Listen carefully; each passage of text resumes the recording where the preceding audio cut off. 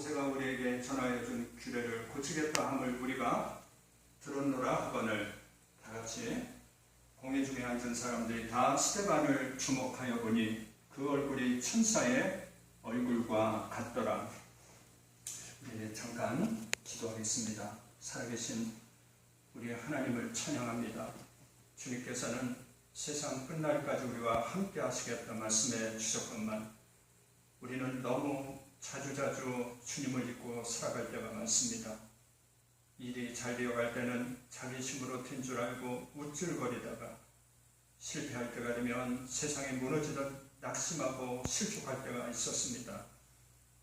오 주님, 믿음이 연약한 우리를 불쌍히 여겨주시고 어려운 일을 만날 때마다 그 일에 압도당하지 않게 하시고 매지 않게 하시고 고난 너머에 있는 약속의 세계를 바라보게 하여 주옵소서. 주여, 오늘도 우리에게 말씀하사 우리가 험한 세상에 살아갈 때 주님 말씀 붙잡고 주님만 바라보고 의지하며 살아갈 수 있도록 은혜를 더하여 주옵소서. 감사를 드리며 존귀하신 우리 주 예수 그리스도 이름으로 기도하옵나이다. 아멘. 자, 우리가 이제 주일 예배 때마다 사도행전을 공부하고 은혜를 나눴습니다. 물론 코로나 사태가 장기화됨에 따라서 오랫동안 교회에 나오지 못한 분도 계시고 또 교회에 나오신 분도 계십니다. 지금까지 사도행전 1장부터 6장까지 오늘 마치게 되는데 교회에 오랫동안 나오지 못한 분들을 위해서 다시 한번 사도행전 1장으로부터 6장까지 핵심 줄거리에 대해서 말씀을 나누고 오늘 우리가 읽었던 본문에 대해서 은혜를 나누고자 합니다. 교회에 나와서 열심히 예배에 참여했던 분들은 복습하는 의미로 잘 들어주시기를 바랍니다. 우리 하나님의 뜻에 의해서 우리 예수님이 인간의 몸을 입고 우리를 구원하시기 위해서 이 땅에 오셨습니다. 그리고 그분이 순환을 당하시고 십자가 대속의 죽음을 당하시고 사흘 만에 부활하셨습니다. 그런데 우리 예수님이 부활하신 다음에 바로 하늘로 승천한 것이 아니라 지상에 40일 동안 머무시면서 제자들과 사랑하는 사람들을 만나주셨죠. 특별히 제자들에게 하나님의 일에 대해서, 하나님 나라의 일에 대해서 말씀하셨고, 그리고 마지막 승천하시기 직전에는 내가 세상 끝날까지 너희와 항상 함께 하겠다고 약속하시고, 너희들은 예루살렘을 떠나지 말고 내가 말한 바 아버지께서 약속하신 것을 기다리라. 요한은 너희에게 물로 세례를 베풀었지만 너희는 몇 날이 못되어 성령으로 세례를 받으리라 말씀하시고, 사도행전 1장 8절 너무나 중요한 말씀입니다. 우리 사도행전 전체의 핵심 구절이라고 보면 되겠습니다. 오직 성령이 너희에게 임하시면 너희가 권능을 받고 예루살렘과 온 유다와 사마리아와 땅끝까지 이르러 내 증인이 되리라 말씀하셨습니다. 그리고 우리 예수님은 감람원에서 500의 형제들이 보는 가운데 하늘로 승천하셨어요. 그런데 여러분, 그 500의 형제 중에서 사도 12사도를 포함한 120명만이 예수님의 그 약속의 말씀을 붙잡고 예루살렘을 떠나지 않고 나가 요나의 다락방에 모여서 오로지 기도에 힘썼습니다. 그때 열흘쯤 되었을 때 하늘문이 열리고 후련히 하늘로부터 급하고 강한 바람 같은 소리가 들렸습니다. 급하고 강한 바람 같은 소리. 바람 소리는 아닌데 바람 같은 소리였습니다. 이 바람 소리가 성령의 소리지요. 성령을 구약적인 원어로 말한다면 르하우라고 얘기하고, 바로 신약적인 용어로 말한다면 푸뉴마 그리고 파라크레토스라고 이렇게 말하고 있는 것이죠. 이 성령은 바로 하나님의 생기, 하나님의 숨결, 하나님의 호흡을 말하는 것입니다. 그리고 불의 혀같이 갈라지는 것이 각 사람에게 보였습니다. 성령을 불로 성경은 표현하고 있지요. 아마도 불로 표현하는 것은 성령의 능력을 우리에게 말씀하고 있는 것이죠. 이렇게 120문도가 바람 같은 성령, 불 같은 성령을 다 충만히 받았습니다. 그리고 성령의 말하게 하심을 따라 그들이 여러 나라 말로 방언을 하기 시작했고 큰 일을 행하기 시작한 것입니다. 이때는 오순절기였죠. 이스라엘의 3대 절기 중에 오순절기가 되면 예루살렘 사람들은 각처에서 예루살렘 교회에서 모여서 절기를 보냅니다. 그리고 세계에 흩어졌던 유대인들도 다 예루살렘에 모여서 절기를 함께 보내는 것이죠. 그러니까 사람들이 다 예루살렘으로 모여 있을 때입니다. 그런데 이 오순절에 성령 강림이 임했다는 그 소식을 듣고 그들이 모여들었습니다. 수많은 사람들이 모여들었는데 이때 베드로가 당대에 일어서서 그들에게 예수 그리스도의 복음을 증거했습니다. 베드로는 원래 성질이 다혈질 같은 사람이었고 또는 비겁한 사람이었죠. 예수님이 잡히실 때에 제사장의 시문을 받을 때 그 여종 앞에서 예수님을 모른다고 3번씩이나 부인했던 그 베드로가 머리끝부터 발끝까지 성령으로 충만하고 그러다 보니까 담대하게 그들에게 일어서서 복음을 증거하는 것입니다. 너희들이 왜 이 일에 대해서 놀라느냐? 이미 하나님께서 구약의 요엘 선지자를 통해서 우리에게 말씀하신 성령이 오늘 우리에게 임했다는 것입니다. 요엘서 2장 28절에 보면 하나님이 말씀하시기를 말세 내 영을 남종과 여종에게 부어주리니 너희 자녀들이 일어날 것이요 너희 청년들은 환상을 보고 너희 늙은이들은 꿈을 꾸리라. 말세 내가 내 영을 모든 육체에 부어주겠다고 하는 이 말씀이 우리를 통해서 이루어졌다고 설파하는 것입니다. 너희가 예수 그리스도를 법 없는 자의 손을 빌려서 못 박아 죽였으나 하나님께서 그를 사망의 고통에서 살리셨다는 것입니다. 우리가 다 이 일의 증인이다. 우리가 이 일의 목격자다. 우리가 체험한 자다. 라고 베드로가 설교합니다. 그리고 하나님의 오른손으로 예수를 높이심에 그가 약속하신 성령을 아버지께 받아서 우리에게 부어주셨느니라. 그리고요 2장 36절에 보면 그러므로 너희가 십자가에 못 박은 이 예수를 하나님이 주와 그리스도가 되게 하셨다고 말하고 있습니다. 그들이 이 말을 듣고 어떻게 반응했다고요? 이 말을 듣고 그들의 마음이 찔렸습니다. 그리고 형제여 어찌할꼬 하거늘. 여러분 하나님의 말씀이 들어오면은 마음이 찔리는 것입니다. 히브리서 기자는 하나님의 말씀은 살았고 활력 있어 좌우에 낯선 어떤 검보다도 예리해요. 우리의 혼과 영과 관절과 골수를 찔러 쪼개기까지 하며 우리의 마음과 생각을 판단하시나니. 할렐루야. 그렇습니다. 하나님의 말씀이 들어오면 우리가 어찌할꼬 회개하는 역사가 일어나게 되는 것이죠. 형제여 우리가 어찌할꼬 하거늘 베드로가 사도행전 2장 38절에 이렇게 말합니다. 베드로가 이르되 너희가 회개하여 각각 예수 그리스도의 이름으로 세례를 받고 죄사함을 받으라. 그리하면 성령을 선물로 받으리니. 너무나 놀랍습니다. 그러니까 구원에 있어서 이 말씀이 핵심 구절이고 여기 속에는 이 4가지 핵심 키워드가 들어있는 거예요. 핵심 단어. 구원에 있어서 핵심 단어가 뭡니까?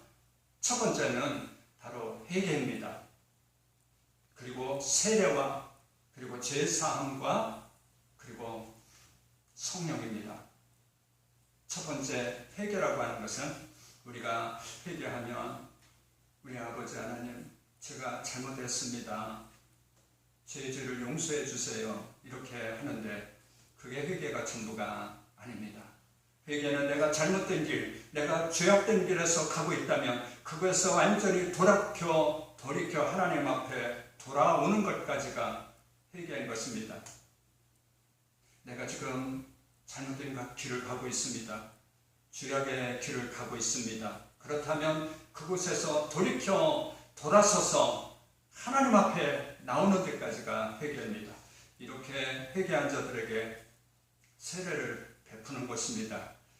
우리가 세례하면은 그냥 약식 세례로 이렇게 주잖아요. 그래서 물을 이렇게 찍어서 머리에 뿌리잖아요. 그런데 원래 세례라고 하는 것은 침례가 맞습니다. 완전히 물에 몸에 잠겼다가 끄집어내는 것이죠. 이것은 바로 내가 그리스도와 함께 죽고 그리스도와 함께 살았다는 의미가 있습니다. 그렇습니다. 우리가 물속에 들어갔다는 것은 우리의 옛사람, 우리의 옛자, 거짓자, 옛자가 완전히 그리스도와 함께 죽고 그리고 물속에서 끄집어낸다는 것은 새로운 생명으로, 새 생명으로 다시 사는 것을 의미하는 것이죠. 하나님의 생명, 예수 그리스도의 생명으로 우리가 다시 사는 것입니다. 이렇게 우리가 회개하고 그리고 세례를 받는 자들에게 하나님께서 죄사함의 은혜를 주시는 거예요. 죄사함이라는 것은 지금까지 우리가 알게 지었던 죄, 모르고 지었던 모든 나의 죄 목록에서 하나님께서 완전히 지워주시는 거예요. 예수 그리스도의 십자가 보혈의 은혜로 완전히 죄 목록에서 완전히 하나님께서 지워주시는 것입니다. 그러므로 우리가 모든 죄에서 깨끗함을 받게 되는 것이죠. 이렇게 진정으로 우리가 회개하고 예수 그리스도 이름으로 세례를 받고 죄사함을 받은 자들에게 성령을 선물로 주신다고 베드로가 설교하는 것입니다. 이때 사람들의 반응이 나오죠. 사람들의 반응이 뭐였습니까? 곧 그들이 회개하고 3,000명이나 되는 사람들이 주님께 돌아왔다는 것입니다. 이어서 3장으로 가보면은 성령으로 충만한 베드로와 요한이 제9시에 기도하기 위해서 성전을 향해서 가고 있었습니다. 그런데 그날따라 성령께서 베드로와 요한에게 성령의 감동을 주시는 거예요. 성전 문 앞에서 날마다 구걸하던 나면서부터 안진뱅이 된 자를 주목하게 됩니다. 그리고 그 안진뱅이에게 무리를 보라 합니다. 그랬더니 안진뱅이가 오늘은 무엇을 얻을까 하고 베드로를 바라봤습니다. 그때 베드로가 그 안진뱅이를 향해서 은과 금은 내게 없거니와 내게 있는 나사렛 예수 그리스도 이름으로 일어나 걸으라 하고 그의 오른손을 잡아서 일으켰을 때 그가 발과 발목에 힘을 얻고 걷기도 하고 뛰기도 하며 하나님을 찬미했습니다. 그가 순간에 고침을 받고 기뻐 뛰며 집으로 돌아가는 것이 아닙니다. 그가 기뻐 뛰며 베드로와 요한을 따라서 성전에 들어간 것입니다. 유대인들의 그 기도 시간은요, 아주 경건한 시간입니다. 거룩한 시간이었죠. 그런데 갑자기 당근변만 하더라도 성전 미문에서 구걸하던 그 안진뱅이가 기뻐 뛰며 하나님을 찬양하니까 전부 그곳을 주목하게 됩니다.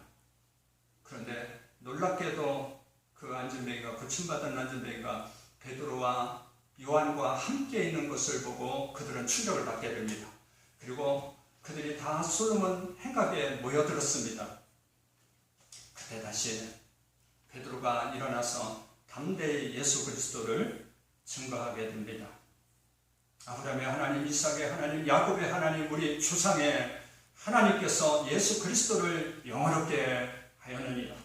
너희가 생명의 주를 죽였도다. 그러나 하나님이 죽은 자 가운데서 그를 살리셨다. 그러므로 그의 이름을 믿음으로 그 이름으로 이 사람을 성하게 하였다.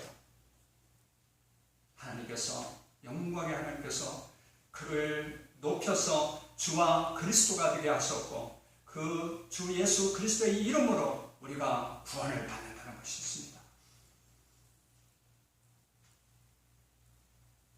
바로 바로 4장에 보면은요, 사도들이 백성들에게 그렇게 말할 때에 제사장들과 성전 맡은 자와 사두개인들이 예수 안에 죽은 자의 부활이 있다고 백성들을 가르치고 전하는 것을 싫어하여 사도들 공의에 넘기게 됩니다.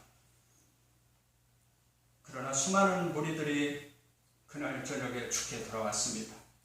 5,000명이나 되는 사람들이 다시 회개하고 죽게 돌아오는 역사가 있었다는 거예요. 이렇듯 우리가 성령에 의해서, 성령받은 120명에 의해서 초대교회, 신약교회가 탄생됐고, 성령의 역사에 의해서 교회가 점점점 왕성하게 성장하고 부흥이 됩니다.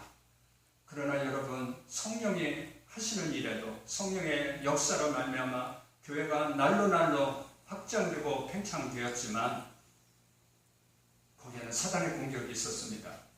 사단은 끊임없이 영적으로 우리를 도둑질하고 죽이고 멸망케 하는 그러한 계획을 세우고 그러한 일을 자행하는 것이죠. 뿐만 아니라 교회를 무너뜨리고자 하는 것이죠.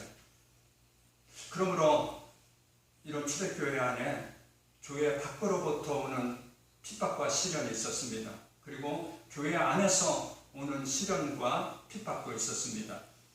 교회 밖으로부터 오는 시련은 바로 당시에 기득권자, 유대인들의 지도자, 곧 이들이 정치 지도자들인데 이들에 의해서, 산헤드린 공연에 의해서 핍박과 시련이 있었고, 그리고 교회 내에서의 시련은 바로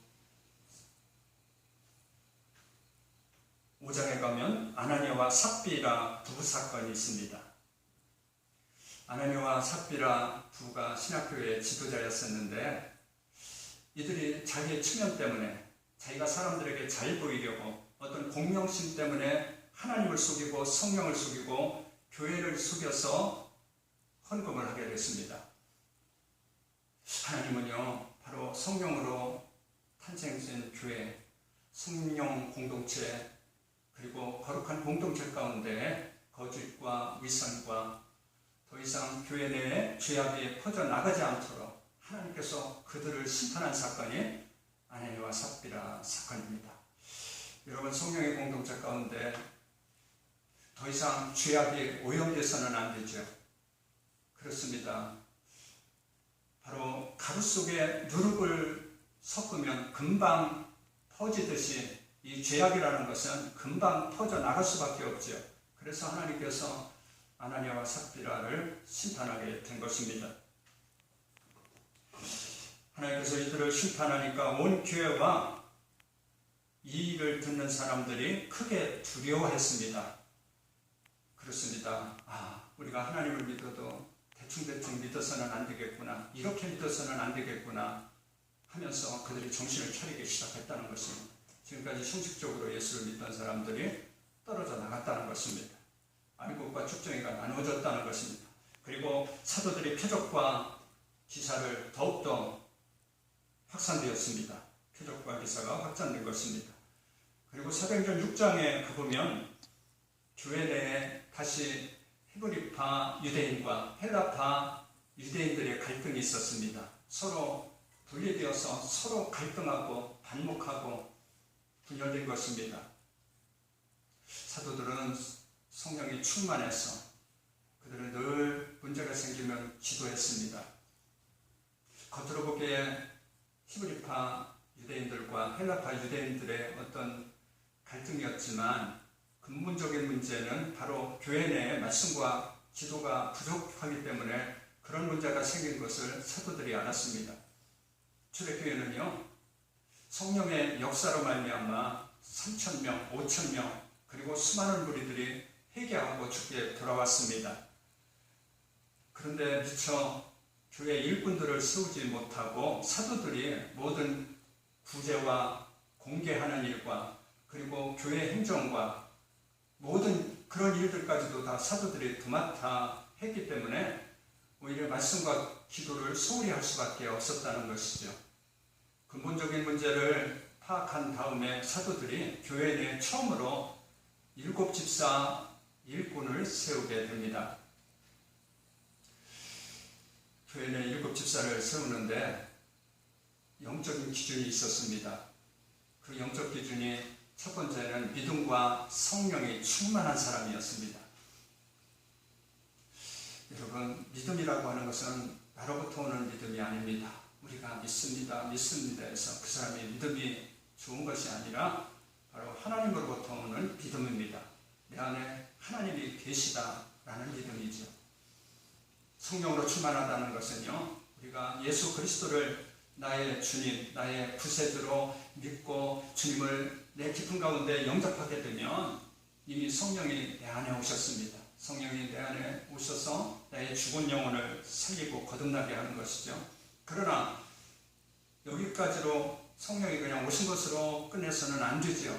성령이 나의 생각과 나의 감정과 나의 마음과 나의 말과 나의 행동과 나의 삶 전체를 지배해야 됩니다. 성령이 나의 전체를 지배하기 위해서는 내가 지금까지 주인 삼은 것들을 전부 내려놓아야 됩니다.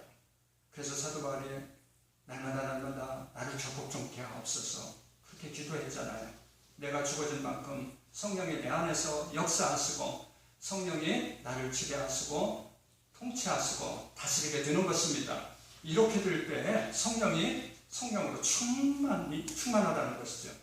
성령이 충만하다는 것은 성령이 온전히 나를 지배하시고 다스리고 통치하는 것을 말합니다. 이와 같이 성령에 충만한 사람을 집사에 세웠다는 거예요.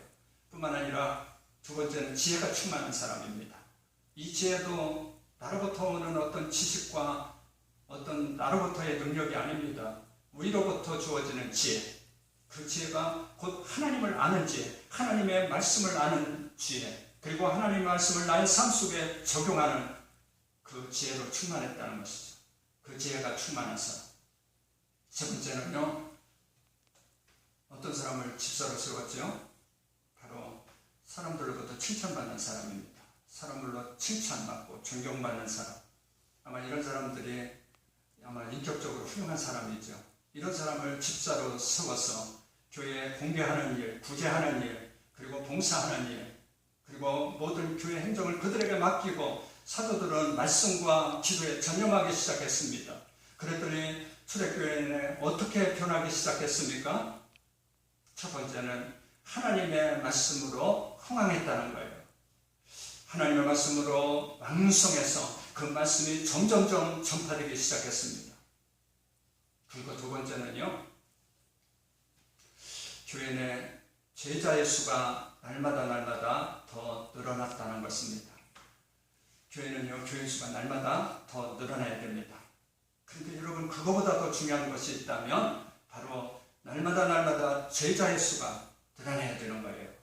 제자라고 하는 것은 하나님의 말씀에 양육받고 영적으로 세워진 사람을 제자라고 하는 거예요. 두 번째는요, 교회가 어떻게 변했습니까? 도저히 예수를 믿지 못할 사람들이 예수를 믿게 된 것입니다. 당시에 제사장은요, 예수님을 부인했던 사람입니다. 예수님을 배척했습니다. 예수님을 십자가에 못 박는데 앞장섰던 무리들이었습니다. 그런데 그 제사장의 무리가 서서히 예수를 믿게 되었다는 것입니다. 6장 8절에 오늘 읽었던 본문의 말씀이죠. 오늘 본문 말씀은요, 바로 초대교회 7 집사 중에 한 명인 스데반에 관한 스토리입니다. 스데반. 7 집사 중에 한 명인 스데반. 우리 한번 1절을 한번 읽겠습니다. 8절이죠. 6장 8절. 스데반이 은혜와 권능이 충만하여 큰 기사와 표적을 민간에게 행하니. 할렐루야. 스데반이요, 이 집사의 영적 기준을 초월해서 그는 믿음과 성령으로 충만했습니다. 그리고 지혜가 충만했습니다. 그리고 사람들로부터 칭찬받았습니다. 뿐만 아니라 사도들을 능가해서 그에게는 하나님의 은혜와 권능으로 충만했다는 것입니다. 여러분, 우리가 흔히 신앙생활할 때 가장 많이 쓰는 단어 중에 하나가 은혜일 것입니다. 그렇습니다. 은혜 받아야 됩니다. 은혜 받아야 됩니다. 은혜가 아니면 안 됩니다. 은혜가 아니면 우리는 아무것도 아닙니다. 라는 말을 많이 쓸 것입니다. 여러분, 은혜가 뭐죠? 은혜라고 하는 것은요, 하나님께서 인간에게 베푸시는 사랑입니다. 그런데 그 사랑이 우리 인간의 사랑과 하나님의 사랑은 완전히 다른 거예요. 인간의 사랑은 어떻습니까? 우리가 사랑할 만한 사람을 사랑하는 거예요. 조건적인 사랑이죠. 그러나 하나님의 사랑은 도저히 사랑할 수 없는 사람을 사랑하는 거예요. 도저히 용서할 수 없는 사람을 용서하는 거예요. 그러니까 은혜가 충만했다는 것은요, 스데반이요 도저히 하나님으로부터 사랑받을 수 없는 존재였는데 하나님의 은혜가 충만했다는 것입니다. 은혜로 그 은혜로 충만하니까 그 스데반 속에 있는 그 은혜가 다른 사람에게 흘러가기 시작했다는 거예요. 은혜가 충만했다. 두 번째는 권능으로 충만했다는 것입니다. 권능이라고 하는 것은 인간으로부터 오는 능력이 아닙니다. 위로부터 주어지는 권세와 능력을 말하는 거죠. 하나님의 능력. 그랬더니 그가 두루 다니면서 큰 이적과 표적을 행했다는 것입니다. 민간에게 이적과 표적을 행하는데요, 가는 곳곳마다 병고침의 역사가 일어났습니다. 스데반이 가는 곳곳마다 더러운 귀신이 떠나가는 역사가 있었다는 거예요. 그리고 그가 회당을 돌아다니면서 예수 그리스도를 전하기 시작한 것입니다. 스데반이 그렇게 예수 그리스도의 부활을 전하고 예수 그리스도의 그 복음을 전하자 회당에 유대인들이 논쟁을 해서, 유대교 지도자들이 스데반과 논쟁을 해서 스데반을 당할 사람이 없었다는 거예요. 그런데 시기와 질투로 유대교 지도자들이요, 이 스데반을 모함하기 위해서 어떻게 했다고요? 그들이 돈으로 사람들을 매수하기 시작했어요. 돈으로 사람들을 매수해서 거짓 증인들을 세우는 거예요. 그리고 많은 사람들을 충동하는 거예요. 그리고 결국 스데반을 회당에 사내들인 공의에 넘기게 되는 것입니다. 드디어 스데반이 사내들인 공의 앞에서 심을 받고 재판을 받는데 놀라운 것은요, 우리 한번 마지막 절 사도행전 6장 15절 말씀을 보겠습니다. 공의 중에 앉은 사람들이 다 스데반을 주목하여 보니 그 얼굴이 천사의 얼굴과 같더라. 여러분, 스데반은 어떤 죄목으로 저들에게 모함을 받았습니까? 첫 번째, 스데반이 하나님과 모세를 모독했다는 것입니다. 이것이 신성모독죄죠. 그런데 율법에 의하면 신성모독죄, 하나님을 모독하는 자들에게는 돌로 쳐 죽여도 된다는 조항이 있습니다. 뿐만 아니라 스데반이 율법을 모독했다, 성전을 헐겠다고 하더라는 말을 들었다는 것이죠. 이 제목들이 결국 예수님을 십자가에 달려 죽이실 때 그들이 내걸었던 제목이었습니다. 똑같은 그 제목을 스데반에 적용해서 이렇게 모함했던 것입니다. 이제 스데반이 사내들인 공의 앞에서 죽음 앞에 두려움이 있었음에도 불구하고 그의 얼굴은 어떻게 되었다고요? 그의 얼굴이 천사의 얼굴과 같았다는 것입니다. 죽음의 상황 가운데서도 두려움이 없고 그 얼굴이 천사와도 같았다. 어떻게 죽음 앞에서 그 얼굴이 천사와도 같았습니까? 그것은 하나님이 스데반과 함께 하시기 때문입니다. 여러분, 하나님이 함께 하시는 사람은 그 어떤 상황 속에서도, 그 어떤 문제 가운데서도, 어떤 그 죽음의 환경 가운데서도 하나님의 함께 하심으로 우리가 하나님이 주시는 은혜와 평강으로 충만케 되는 것입니다. 그러므로 스데반이 죽음 앞에서도 하나님의 함께 하심으로 그 얼굴이 천사와도 같았다는 것입니다. 계속해서 다음에 스데반 설교에 대해서 이어가겠습니다. 잠시 기도하고 마치겠습니다. 우리 하나님 아버지, 은혜와 사랑을 감사합니다. 죄와 허물과 불순종으로 영원히 멸망받을 수밖에 없고 아무런 소망도 없고 하나님의 진노의 자녀였더니 우리 하나님이 우리를 먼저 사랑하시고 택정하시고 우리 주 예수 그리스도의 십자가 보혈로 대속하시고 우리를 하나님의 자녀로 삼아주신 은혜와 사랑을 감사합니다. 그러나 여전히 저희들은 세상의 죄악 가운데 매여 있었습니다.